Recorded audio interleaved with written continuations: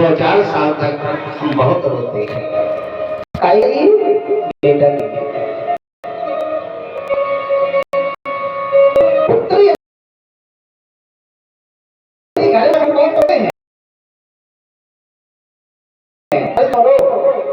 भाग्य में दिखाई नहीं है तो काय करो, भाग्य में दिखाई नहीं है तो काय करो। बेटा बेटा बेटा यदि घर में हो और वही बेटा हो करके मर जाए, भैया 2-4 साल तक मन में बड़ी पीड़ा होती है। हाँ भाई हुआ तो था, लेकिन मर गया मर गया मर गया। हाँ, लेकिन पुत्र पुत्र पुत्र होने के बाद यदि वही पुत्र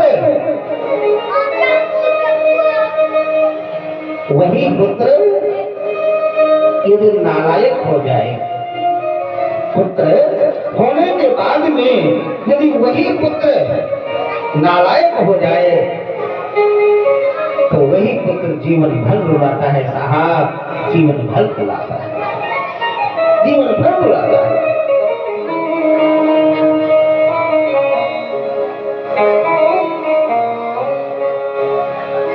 एक घटना जोधपुर पावटा रसाला रोड बंगला नंबर 21 पृथ्वीपुरा, जोधपुर पावटा रसाला रोड बंगला नंबर 21 रेलवे लाइन के बगल से एक पुरोहित परिवार का घर है और राज परिवार बाप कर्नल, लेकिन बाप जोधपुर महानगर, बाप जोधपुर महानगर। जब शाम सुबह जब फेरी में जाते हैं ना साहब, सुनो, जैसे फेरी में निकलते हैं ना,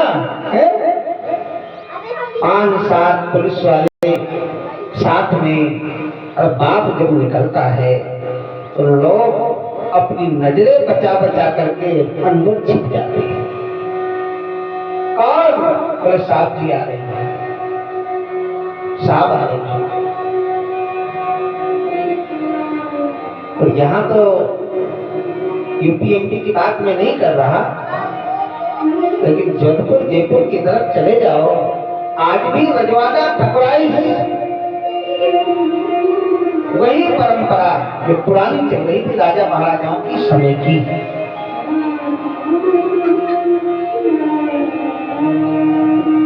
लेकिन घर में एक ही बेटा, एक ही बेटा। वही बाप जब लौट करके और घर पे आता है ना, अब बेटी की हरकतें सुनता है, बेटे की हरकतें देखता है ना, तो वही बाप घर में आकर के बकरा बन जाता है।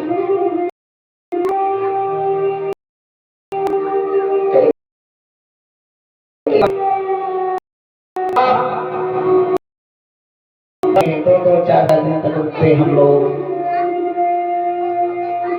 और बाप रोता है, क्या करूं गुरु जी, एक ही बेटा। तो बेटा पुत्र एक ऐसी वस्तु है,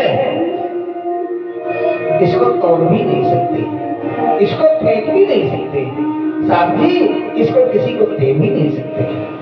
ये जैसा भी है तुम्हारा है, और घर के अंदर भी ठीक है। पुत्र एक ऐसी वस्तु है। हाँ पंडित जी, एक बात मैं तुम्हें और कह दूं क्या, ज्यादा यदि पुत्र का आग्रह है तुम पे तो सुनो, तुम मेरे भगवान को अपना बेटा बना दो ना, मेरे कृष्ण को अपना बेटा बना लो, मेरे कन्हैया को अपना बेटा बना लो। पुत्र का जो फर्ज है, पुत्र का जो कर्म है, तो जीवन भर निभाएगा, जीवन भर निभाएगा। संसार के पुत्र तो कुपुत्र भी हो सकते हैं, धोखा भी दे सकते हैं, लेकिन ये आपको कभी धोखा नहीं देगा। पुत्र का जो फर्ज है और पुत्र का जो कर्म है, जीवन भर निभाएगा साहब, जीवन भर निभाएगा। इसलिए मेरा आपसे आग्रह है कि भगवान को अपना पुत्र मान लो, कन्हैया को अपना पुत्र मान लो। संसार के पुत्र तो कुपुत्र हो जाएंगे, लेकिन ये अभी कुपुत्र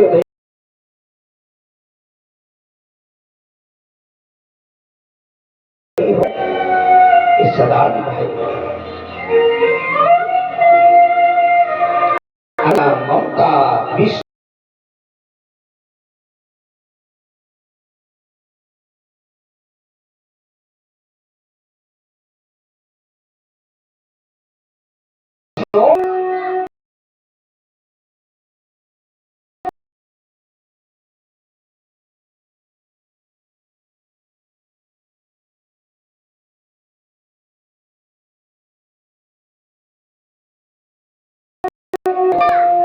प्यार हो जाएगा, हो जाएगा,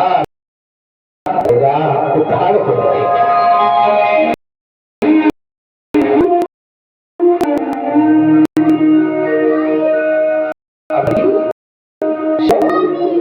एक बार देखो क्या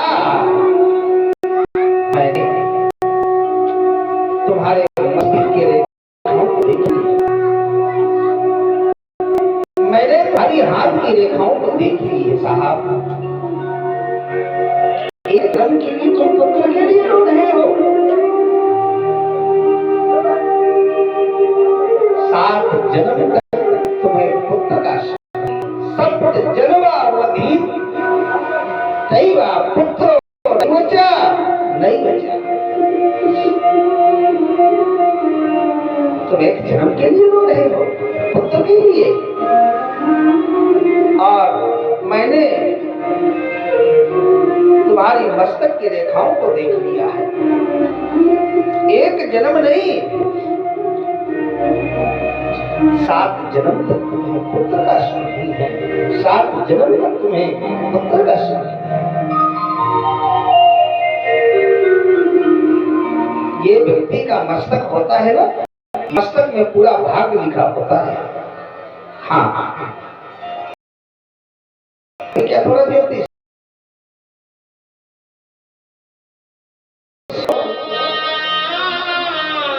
लेकिन यहाँ मत देखना, अपने घर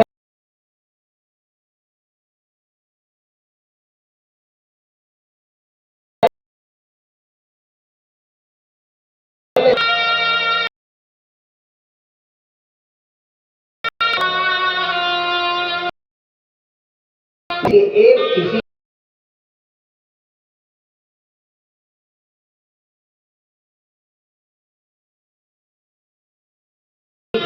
हाँ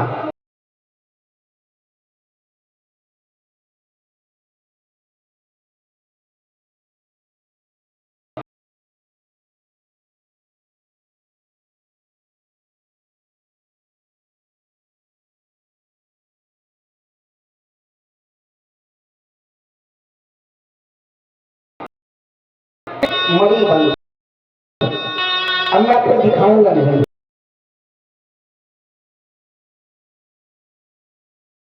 आप यहाँ एक रेखा 3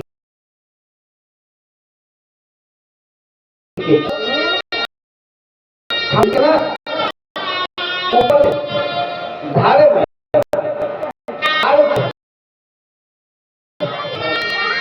धारे में काम और मौत हो गए ना चारों। हाथ में देखेंगे तो ऊपर से धारे में अर्थ काम और मौत, लेकिन घर जाके देख लेना, शीशे सामने खड़े हो जाना, मस्तक ऊपर ढा लेना, पता चल जाएगा, पूरी रेखाएं आ जाएंगी। समझ जाना कितना आपके जीवन में धर्म है, कितना अर्थ है, कितना काम है और कितना मोक्ष है। हाथ की रेखा भी देख लेना, कोई ज्योतिषी के पास जाने की जरूरत नहीं, अपने आप पढ़ लेना। हाँ नहीं, हमारे श्रीनिवास के पास आ जाना, सबको पढ़ा देगा। तो डांट लगाया बेचारा शांति से बैठा है। हाँ अभी मैं थोड़ा इधर को घूम जाऊं तो पीछे दो बच्चे बैठे हैं, तुरंत उनकी टोली में सम्मिलित हो जाएगा। हाँ मौका देख रहा है, लेकिन अब करे तो करे क्या, मौका तो मिल ही नहीं रहा है ना।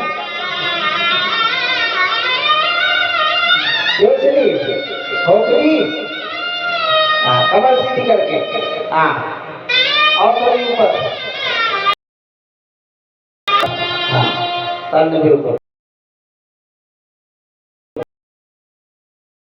चल जाएगा। चला रहा है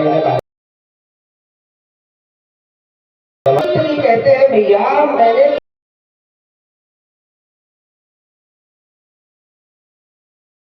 एक जन्म नहीं, अरे तुम्हारे तो भाग्य में 7 जन्मा 7 जन्म तक तुम्हें पुत्र का सुख तो है ही नहीं। अब तुम एक जन्म के लिए रो रहे हो कि एक जन्म के लिए। पंडित जी तो रोने लगे, बोले महाराज कुछ भी हो, मैं वन में आया हूँ पुत्र प्राप्ति के लिए और आपको मुझे पुत्र प्राप्ति का वरदान दें, और यदि आप नहीं दिए तो आपके सामने में अपने सर को पटक पटक करके अपने प्राणों को त्याग दूंगा। संत जी तो घबरा गए, अरे क्या हो रहा है, ब्रह्म हत्या का मुझे दोष लग जाएगा। अब बाबा जी हैं, तुरंत झोली खोले और संत जी की झोली में एक फल पड़ा था, फल। हाँ तो सीधे झोली से फल निकाले और लेकर के पंडित जी को दे दिए। ले बेटा जा, अपनी पत्नी को दे देना, सुंदर पुत्र होगा, सुंदर पुत्र होगा, जाओ ले जाओ, सुंदर पुत्र होगा। पंडित जी बड़े खुश हो गए, फल को लेकर के घर में गए और जैसे घर में गए अपनी पत्नी धुंधली माता को फल दिए। लेकिन मैंने कहा था ना, धुंधली माता भी धुंधली माता है साहब। हाँ धुंधली माता भी फल तो ले ली। पंडित जी महल के बाहर आ गए, कुतर्क कर रही है, क्या कर पेट बड़ा हो जाएगा है, घर का कामकाज कर नहीं सकूंगी है, शायद मैं फल को खा भी ली, मेरी मृत्यु भी हो सकती है साहब। हाँ नाना प्रकार के कुतर्क वर्ग में करने लगे।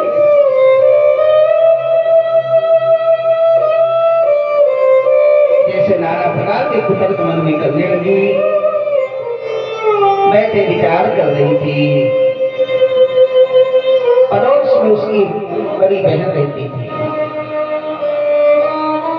डबल ए में पास की थी रीमा यूनिवर्सिटी से, आ गई। क्या बात है? बोले नहीं कोई बात नहीं। अरे बोले बता बात क्या है? बोले नहीं कोई बात नहीं, फल को छिपा ली धुंधली माता। बोले बात क्या है? बोले नहीं कोई बात नहीं। अरे बोले बता, बात तो जरूर कुछ में कुछ है, क्या छिपा रही है मुझसे बता, दिखा मुझे। और जैसे हाथ पकड़ करके खींची और फल हाथ में आ गया।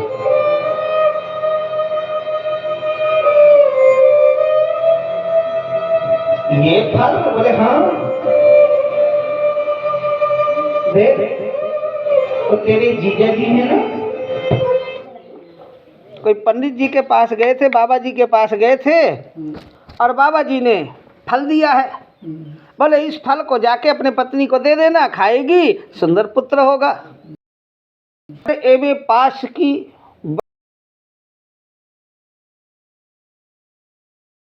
बड़ी जीजा जी पंडित जी हैं। कौन है? जोर से बोले, कौन है? पंडित जी है। ये जो पाप है ना, ये मुख के अंदर बैठे रहता है छिपा हुआ, अजीब को जाकर के पकड़ लेता। बोले खबरदार, हिलने का जो नाम ली, नहीं हिलने देता जीभ को। हाँ, प्रयास करो, शायद जीभ पलटी मार जाए। हाँ, कौन? पंडित जी। कौन? जोर से बोलो, कौन? पंडित जी। पंडित जी। क्योंकि पंडित जी जन्म से लेके और मरण तक, आगे और पीछे जो भी कुछ है, कौन है? कौन है? पंडित जी। हाँ, जन्म होएगा पंडित जी, नामकरण होएगा पंडित जी है, फिर आगे क्या होगा? पंडित जी। ब्याह होगा तब पंडित जी, और भी आगे कुछ होगा तो पंडित जी, और आगे वाला कुछ होगा तो पंडित जी है। और सीधे जाएंगे 101 रुपये पंडित जी को पकड़ा देंगे। पंडित जी अभी तो ये है, फिर अगली बार बेटी का ब्याह होगा तब देखेंगे, अभी तो आप संभाल लो काम इसमें है। हाँ, तो जो कुछ है पंडित जी ही पंडित जी है। बोलो वृंदावन बिहारी लाल की। तो बहन ने दिमाग लगाई कि मेरे जीजा जी कौन है? जोर से बोलो, कौन है? पंडित जी। अब है ना, वो पंडित जी 4 वेद 6 साल होते हैं। कौन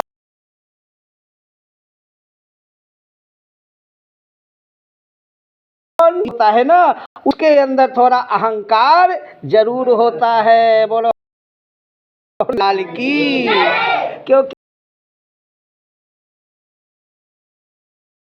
क्योंकि वो है पंडित जी। कौन है? पंडित जी। हाँ, वो जल्दी। तो बहन ने जो AA पास करके आई थी भाई कि मेरे जीजा जी वैसे तो पंडित जी हैं और इतने बड़े जानकार हैं, पढ़े लिखे हैं, ज्ञानी हैं, विद्वान, वो दूसरे बाबा जाएंगे। और गए हैं यदि कोई बाबा जी के पास, तो आए हैं, इस फल में जरूर कोई करामात होगी। मेरी बहन धुंधली यदि इस फल को खाएगी तो उसके घर में बेटा जरूर होगा, और बेटा यदि हो गया तो इसकी जो संपत्ति है ना, फिर मेरे बेटा को नहीं मिलेगी। तो तुरंत दिमाग लगाई, अरे पगली, बाबा जी का दिया हुआ फल और कहीं बेटा देगा है? तुरंत पकड़ करके खींच ली और खींच करके उसी फल को गाय को खिला दी और बोले देख पगली, 6 महीने का बच्चा मेरे पेट में है और मेरे पति देवता को कुछ ये दे देना। क्या नाम है इनका? पैसा नहीं, इनका नाम है गांधी जी। हाँ, गांधी जी भी है इसमें। एक बार ताली बजा दो बच्चों के लिए। वाह भाई वाह, इसका मतलब हो इसको, है ना?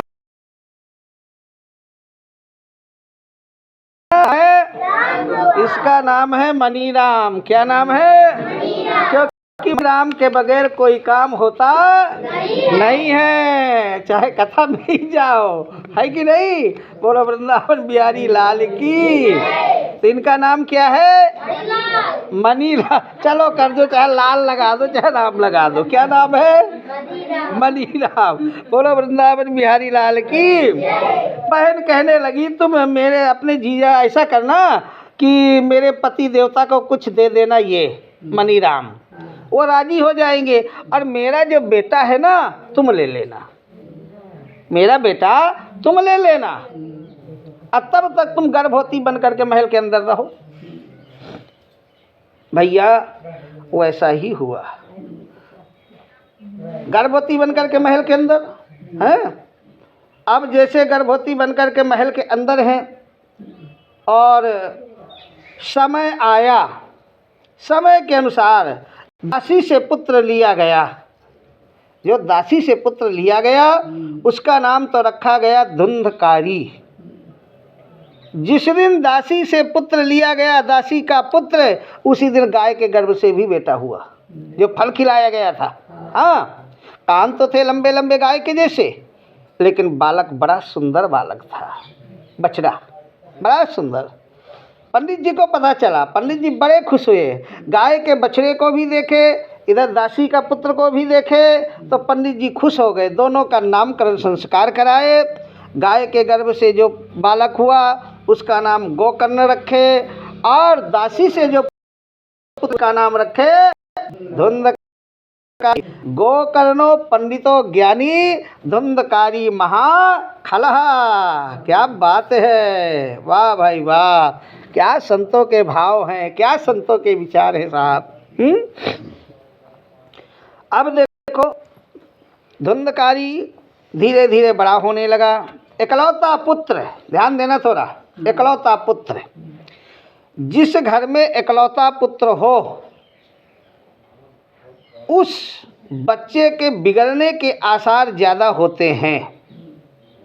इकलौता पुत्र जिस घर में हो वहाँ माता पिता का थोड़ा उत्तरदायित्व ज़्यादा बढ़ जाता है। आप ध्यान दीजिए। वैसे समझदार पुत्र घर में यदि एक है, एक ही पुत्र खानदान को तार देगा। कैसे? जैसे आकाश में एक ही चंद्रमा, आकाश में एक ही चंद्रमा, लाखों करोड़ों तारागण अपने प्रकाश से और उसको दबा सकते नहीं हैं। बोलो वृंदावन बिहारी लाल की। वैसे ही बेटा हो एक, कैसा हो? चंद्रमा के समान। कैसे? जो पूरे कुल खानदान का उद्धार कर सके। लेकिन यहाँ मैं थोड़ा उल्टा बोलूँगा, क्योंकि मैं विश्व हिंदू परिषद से हूँ, मैं बजरंग दल से हूँ, मैं आरएसएस से हूँ। समझ, मेरे पास बहुत सारे संगठन हैं और मैं राष्ट्रीय पदाधिकारी हूँ। हम लोग गांव जिले वाले नहीं हैं, हम लोग राष्ट्र में बैठते हैं।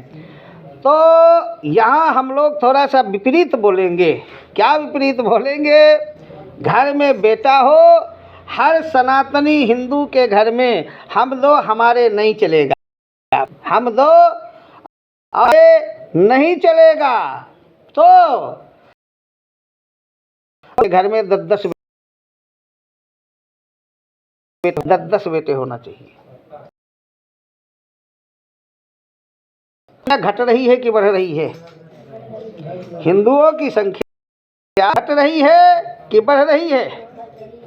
घट रही है।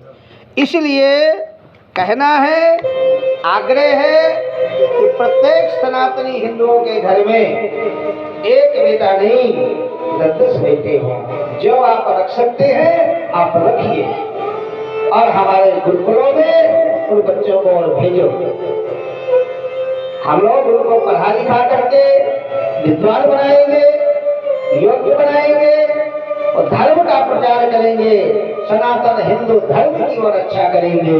साहब, जैसे आज हमारे देश में एक फौजी व्यक्ति को देखो, धन्य है, महान है वो, जो आज पाकिस्तान की बॉर्डर पे है, कैसे देश की सुरक्षा कर रहे हैं, कैसे देश की सुरक्षा करते हैं। न खाना, न सोना, न रहना, न पहना है। तभी तो हम लोग पैर लंबे करके सो रहे हैं।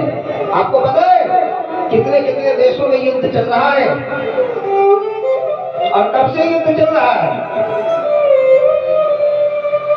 लेकिन सती माता की कृपा है, भोलेनाथ की कृपा है, हम लोग चैन से मुरली बजा रहे हैं और चैन से रह रहे हैं। कृपा नहीं होती तो फिर क्या होता है? हाँ,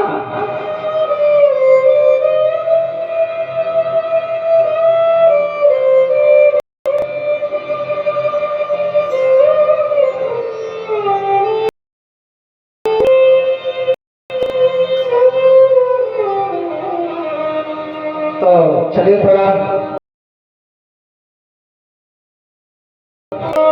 बालक के जीवन में सुंदर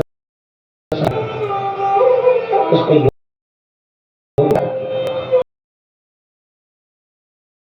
बचपन में पहले कांच की गोली खेलेगा, समझो इसकी शुरुआत हो गई। कांच की गोली खेलते खेलते ताश के पत्ते खेलना शुरू कर देगा, और ताश के पत्ते खेलते खेलते फिर वो बाजी पे बाजी लगाना सीख जाएगा साहब। ये धर्मकारी की कहानी रही। रात्रि में वो मदिरा पीकर के घर में आने लगा। हाँ, हाथ में नंगी तलवार ले लेकर के आने लगा। साहब जी माँ को डरवाने लगा। एक दिन काली पट्टी बांध करके आया, मदिरा पी करके आया, और माँ से बोला, माँ निकाल वो तिजोरी का चाबी का गुच्छा कहाँ रखा है। माँ बेचारी डर के मारे वो तिजोरी का जो चाबी का गुच्छा था ना, वो लेकर के फेंक दिया। ले जा बेटा। सारा सोना चांदी सब कुछ निकाल करके लेकर के गया। कोई धुंधकारी पूरा चीन में हार गया। माँ दुखी, पिताजी दुखे। आज पंडित जी को वो बात याद आ रही है। कौन? संत की बात।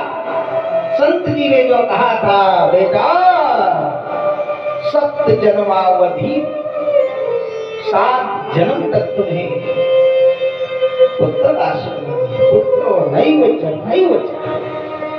तो एक जन्म के लिए रो रहे हो है?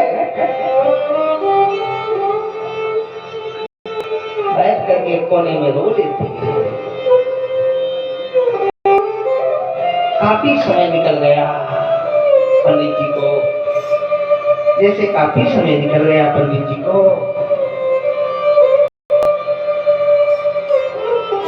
माँ भी बड़ी दुखी। एक मिनट, बाप बाप बाप कभी, बेटा जब बाप के कंधे हो जाता है ना, कंधे के बराबर तो आ गई, हम जो कर रहे हैं तो ठीक कर रहे। पंडित जी बेचारे एक कोने में बैठ करके चुपचाप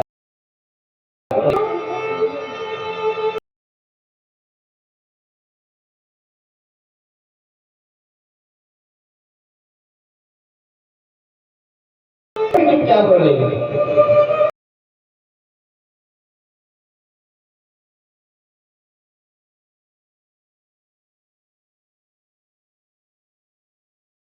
माँ भी बड़ी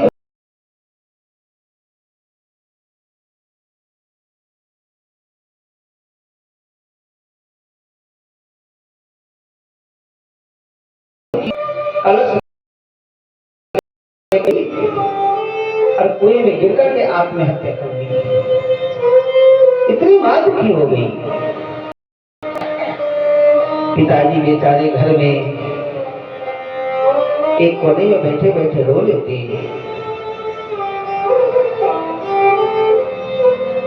एक कोने में बैठे बैठे चुपचाप रो लेते।